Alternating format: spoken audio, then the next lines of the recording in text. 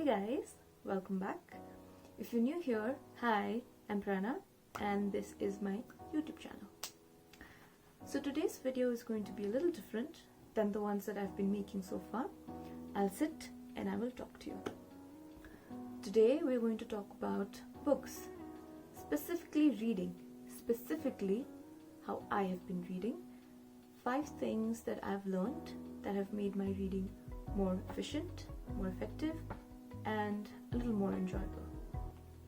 All of these things are things that I incorporate in my personal reading habit, so a few of them might work for you, a few of them might not work for you, and a few of them might be really obvious, and it might be something that you're already doing. So, let's get started. Number 1. Reading does not only have to be about reading from physical books. For me personally, these days, I prefer ebooks. They have their own pros and cons. For example, ebooks are very convenient to carry around. You can carry around a whole library in your Kindle or your iPad, and it just becomes so much more easy to find a book that you want to read at that given moment, instead of having to stick with what you might have earlier thought you'd want to read. Ebooks are also inexpensive as compared to your physical books, and especially if you, like me, are someone who reads a lot, about 3 books a week, buying 3 books every week is going to turn out to be a little more expensive than you would like. So if you know sites where you can get ebooks for free, that just becomes more convenient and better and cheap. I love underlining, I love highlighting, I love writing little notes all over the place. So if I do it on physical books, it kind of breaks my heart. When I do it on my ebooks, I don't really care. It's just there and I can erase it whenever I want to. Audiobooks. Audiobooks have been so amazing for me. I started listening to audiobooks about 3 or 4 months ago. It's been very recent for me. But I have been listening to them constantly. I am not the sort of person who likes listening to a lot of music. When I'm walking, when I'm doing my chores, I used to listen to a lot of podcasts. So it was a natural transition for me, or so I feel, from podcasts to audiobooks. And now I am constantly listening to audiobooks when I'm walking around the place and I can't really read a physical book. Number 2. Okay, so this has been a game changer for me. Start reading more than 1 book at a time. That's what I do. I know, it's controversial. People don't like doing it. People get confused.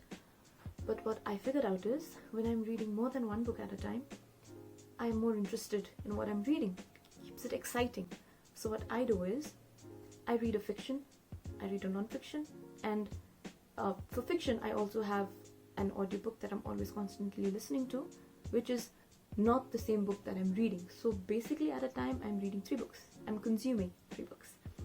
For fiction, I think fiction is very important for you to develop your personality, your vocabulary, your imagination. So fiction is really important. So on days that I don't feel like reading a non-fiction book, when I don't feel like learning a new life skill, I'm reading fiction.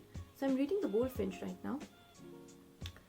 For non-fiction, I think it's very important for you to learn new skills and to learn skills from people who are good at it, because quite honestly, we don't know everything. I'm reading the bullet journal method right now, and I have been making planners for almost 7 to 8 years of my life. I have had planners, I've been journaling, and I've also been using the bullet journal method. Like, I make bullet journals. I never knew the concept, the idea about a bullet journal, what goes in it, how you're supposed to make a proper bullet journal before I started reading about it. And that was around like 5 years after I actually started bullet journaling. So I think it's very important that you have a non-fiction that you're reading, you're learning something new, you need new life skills. So yeah, non-fiction. Please start reading non-fiction. I am always listening to an audiobook. And I am mostly listening to something that I've already read, something that I've loved before. For instance, right now I'm listening to the Harry Potter series. I am in the Order of Phoenix right now. I never listen to non-fiction on audio because when I read non-fiction, I like to make notes. And it's not really possible when I'm listening to an audiobook. So at a time, I'm reading 3 books: a fiction, a non-fiction, and an audiobook, which is always fiction. Number 3. The most important thing that I've learned. I've realized actually, you don't have to finish a book. You're not under any obligation to finish a book that you don't like. Well, previously, if I picked up a book, I would finish it. Even if I didn't like it, I would finish it. And then what happened after that is, I lost my appetite. I would not want to read another book after that. If you pick up a book and you don't like it, you don't have to finish it. You really don't have to finish it. Just pick up something else that you like. There's so many books that I've left midway.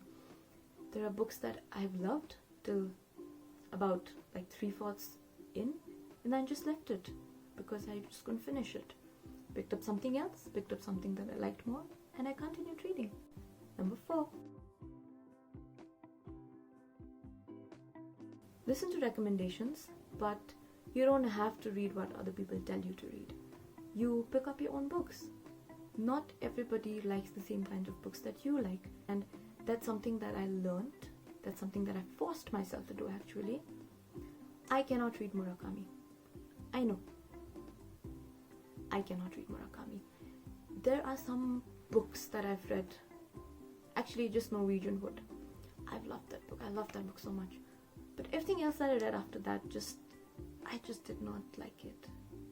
I'm sure that there are many people who love his books, and I'm sure his books are great, but it's just not for me.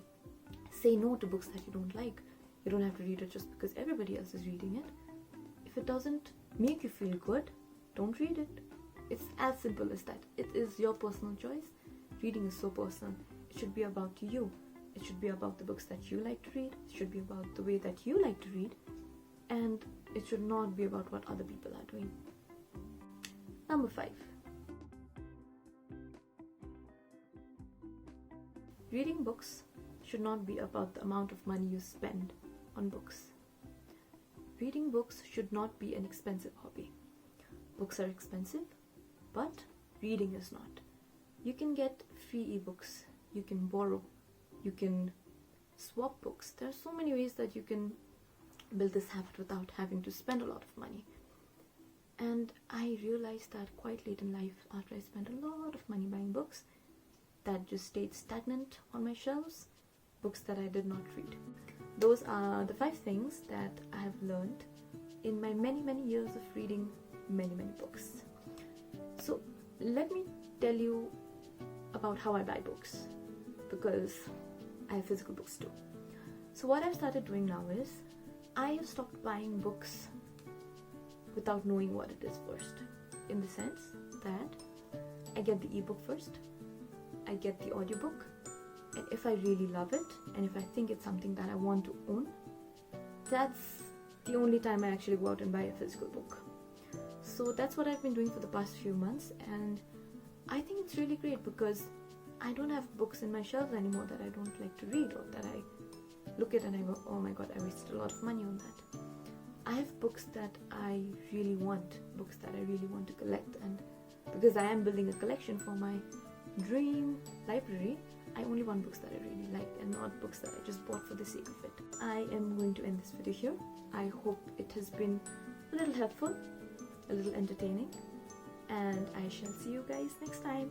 Stay safe. Bye. Oh. Bye.